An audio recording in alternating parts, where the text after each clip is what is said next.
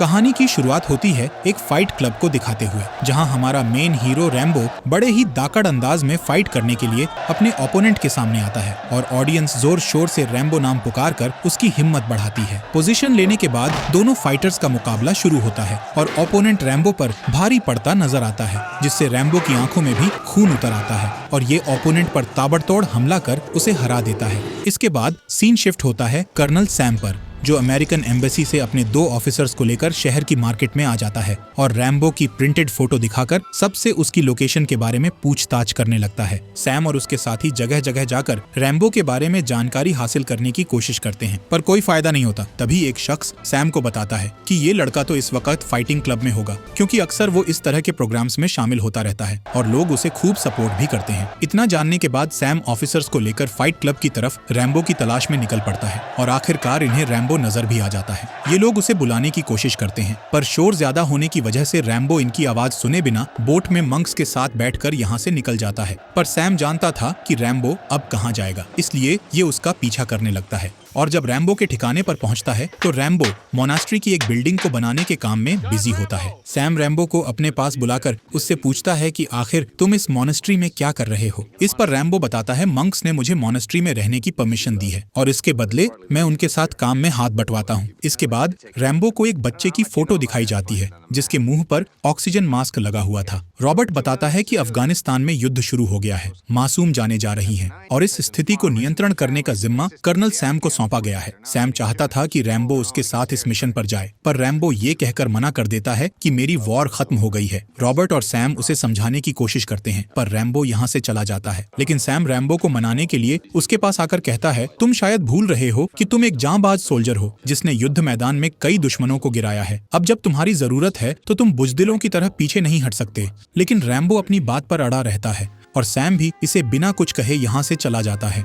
दूसरी तरफ अफगानिस्तान में कर्नल सैम का पहले दिन ही मिशन फेल हो जाता है और कई सारे सोवियत जेट्स इनकी टीम पर हमला कर इन्हें मौत की नींद सुला देते हैं और जो सोल्जर्स जिंदा बचते हैं उन्हें हॉस्टेज बना लिया जाता है। इनमें कर्नल सैम भी शामिल होता है। अब अमेरिका का मिशन पूरी तरह से फेल हो गया था, इसलिए रॉबर्ट फिर से रैम्बो के पास आता है, जो पहले से ही पूरी सिचुएशन के बारे में जान चुका था। रैम्बो ये जानने के बाद भी पीछे नहीं हटता, क्योंकि ये पहले भी कई ऐसे ऑपरेशंस का हिस्सा रह चुका है। अपना बैग पैक करने के बाद रैम्बो अफगानिस्तान के सफर के लिए निकल पड़ता है और कुछ समय बाद अफगानिस्तान की संकरी गलियों में पहुंच जाता है, जहां चप्पे चप्पे पर हाथ में हथियार लिए लोग पहरा दे रहे थे। इस भीड़ भाड़ को पार करते हुए रैम्बो एक वेपन्स की दुकान पर जाता है और दुकानदार से कहता है कि मुझे मूसा से मिलना है। मूसा का नाम सुन ये दुकानदार रैम्बो का नाम पूछता है और फिर मूसा को बाहर बुलाता है और फिर पहली बार मूसा और रैम्बो की मुलाकात होती है। मूसा उससे पूछता है कि क्या तुम जानते हो अमेरिकी कर्नल को कहाँ रखा गया है। इस पर रैम्बो पूरी लोकेशन के बारे में बताता है और मूसा उसे कुछ बॉम्ब्स और ब्लू लाइट्स दिखाता है, जिनकी मदद से रैम्बो दुश्मन को शिकस्त दे सकता था। रैम्बो किसी तरह कर्नल सैम तक पहुंचना चाहता था, जो कि एक टफेस्ट टास्क था। इसलिए मूसा उससे पूछता है, तुम वहां कितने लोगों के साथ जाओगे। जिस पर रैम्बो बड़े निडर होकर कहता है, मुझे किसी के साथ की जरूरत नहीं, मैं अकेला जाऊंगा। लेकिन मूसा खतरे को देखते हुए रैम्बो को अकेले वहां ले जाने से साफ इनकार कर देता है, क्योंकि उसे भरोसा नहीं था कि रैम्बो अकेले ही दुश्मनों का मुकाबला कर सकता है। इसीलिए ये उसका मजाक बनाते हुए कहता है, एक बार फिर सोच लो। लेकिन रैम्बो अकेले जाने की जिद पर डटा रहता है और बॉम्ब वगैरह लेकर यहाँ से निकल जाता है। इन दोनों की सारी बातें दुकानदार भी चुपके से सुन लेता है। दूसरी तरफ हमें कर्नल सैम को दिखाया जाता है, जिन्हें बंधक बनाकर ऑपोजिट मिशन के कर्नल जैसन के पास ले जाकर उनके सामने बैठा दिया जाता है। जैसन को इस बात का गर्व होता है कि अफगानिस्तान ने अमेरिकी कर्नल को बंधक बना लिया है। इस खुशी को वो एक जश्न की तरह मनाता है और सैम से कहता है कि तुम्हारा मकसद अमेरिकन सोल्जर्स को मिसाइल्स भेजकर सोवियत जेट्स को तबाह बर्बाद करना है ना, लेकिन मैं ऐसा नहीं होने दूंगा। जैसन सैम से मिसाइल की लोकेशन पूछता है, पर सैम इसे बताता है कि मेरे पास कोई मिसाइल नहीं है। इसके बाद हम रैम्बो और मूसा को देखते हैं। मूसा रैम्बो को अफगान बॉर्डर के पास ले आता है और उसे बीते समय की बातें बताते हुए कहता है कि इस जगह पर कई एम्पायर्स ने अपना कब्जा जमाने की कोशिश की थी, पर कोई भी कामयाब नहीं हो पाया और अब सोवियत संघ को भी यहाँ टिकने नहीं दिया जाएगा। रैम्बो और मूसा बातें करते हुए अपनी मंजिल तक पहुंचने लगते हैं। इधर जैसेन अब भी सैम से मिसाइल की लोकेशन जानने की कोशिश में लगा रहता है, क्योंकि उसे जानकारी मिली थी कि इस इलाके में अमेरिकी मिसाइल तैनात की गई है, पर कहां। यही जानने के लिए जैसेन सैम को फिजिकली काफी टॉर्चर करता है और उससे कहता है कि अगर मिसाइल के ठिकाने के बारे में बता दिया तो तुम्हें छोड़ दिया जाएगा। पर सैम लगातार यही कहता रहता है कि मुझे किसी मिसाइल की जानकारी नहीं है। इतने में वही दुकानदार जैसेन के पास आता है, जिसने जिसने रैम्बो और मूसा की छुपकर बातें सुनी थी। ये दूसरी भाषा में जेसेन को बताता है कि रैम्बो नाम का एक अमेरिकी सैम को बचाने के लिए यहाँ आया है और वो गांव वालों की मदद भी ले रहा है। इधर हम सैम को मूसा के साथ आगे ऊंचे नीचे पहाड़ों को पार करते हुए देखते हैं और मूसा रैम्बो को एक रिबेल गांव में ले जाता है और यहाँ के लोगों के साथ तरकीब बनाने लगता है कि सोवियत फोर्ट में कैसे एंटर करके सैम को बचाया जा सकता है। रैम्बो लोकेशन बताते हुए कहता है कि मुझे सिर्फ 4 लोगों की जरूरत है। हालांकि गांव वाले भी वहां जाने से डर रहे थे, इसलिए रैम्बो अकेले ही जाने का फैसला करता है। लेकिन रैम्बो को अकेला भेजना भी सही नहीं था, इसलिए गांव वाले इससे सोच विचार करने के लिए थोड़ा टाइम मांगते हैं। इसके बाद रैम्बो इन लोगों के साथ एक लोकल गेम खेलने लगता है और इसके शानदार खेल को देख सब लोग इससे काफी खुश होते हैं। पर कुछ ही मिनट में ये खुशी दुख में बदल जाती है, क्योंकि जेसेन इन पर एयरक्राफ्ट से फायरिंग कर देता है और बम धमाकों की वजह से कई लोग मारे जाते हैं। ये देख रैम्बो किसी तरह बचता बचाता फायरिंग गन के पास जाकर जेसेन पर फायरिंग कर छुप जाता है। जेसेन हर तरफ रैम्बो को ढूंढने की कोशिश करता है, पर उसे रैम्बो कहीं नजर नहीं आता, इसलिए ये यहाँ से रवाना हो जाता है। सब कुछ तबाह बर्बाद देख अब रैम्बो अकेले ही जाने का फैसला करता है। पर तभी हमीद नाम का बच्चा आकर रैम्बो से कहता है कि मेरी फैमिली मारी गई है, तुम मुझे भी अपने साथ ले चलो, मैं दुश्मनों से बदला लूंगा। लेकिन रैम्बो इसे साथ ले जाने से मना कर देता है और जब मूसा के साथ तारों को पार कर रहा होता है तो हमीद भी इन्हें फॉलो करते हुए यहाँ आ जाता है और रैम्बो के लाख मना करने के बाद भी इन्हीं के साथ आगे बढ़ता रहता है और रैम्बो को बताता है कि ये इलाका मुझसे बेहतर कोई नहीं जानता है। ये सुन रैम्बो भी हमीद को अपने साथ ही रख लेता है और जाली के दरवाजे को काटते हुए सुरक्षित आगे बढ़ता है। जबकि अंदर जेसेन के जेलर कैदियों को काफी ज्यादा टॉर्चर कर रहे होते हैं। उन्हें इलेक्ट्रिक चेयर से बांधकर करंट दिए जाते हैं, लेकिन जेसेन को ये नहीं पता होता कि अब उसकी मौत करीब आ रही है। बाहर रैम्बो टाइम बम सेट कर देता है, लेकिन तभी टॉवर पर पहरेदारी दे रहे गार्ड को नीचे कुछ गड़बड़ महसूस होती है, इसलिए वो फ्लेयर गन रैम्बो की तरफ फेंकता है, जिससे बहुत ज्यादा रोशनी हो जाती है, जिसमें रैम्बो और मूसा साफ साफ नजर आने लगते हैं। लेकिन इससे पहले कि ये गार्ड की नजरों में आते, दोनों किसी तरह खुद को एक सुरक्षित जगह पर छुपा लेते हैं। पर फ्लेयर गन की वजह से कुछ सैनिक यहाँ आकर छानबीन करने लगते हैं और सर्च डॉग्स के साथ पेट्रोलिंग पर निकल पड़ते हैं। इसी बीच रैम्बो एक आर्मर्ड व्हीकल के साथ नीचे लटकते हुए जेल के अंदर जाने लगता है ताकि ये किसी की नजरों में न आ सके। इस तरह बड़ी चालाकी से रैम्बो बिल्डिंग में एंटर करता है और हमीद भी इसके पीछे पीछे बिल्डिंग में घुस जाता है, जबकि मूसा बम ब्लास्ट करने के लिए बाहर ही रुकता है। अब रैम्बो सैम को ढूंढने के लिए जैसे ही आगे बढ़ता है, एक सैनिक इसे देख लेता है, जिसे मारकर रैम्बो हमेशा के लिए चुप करा देता है।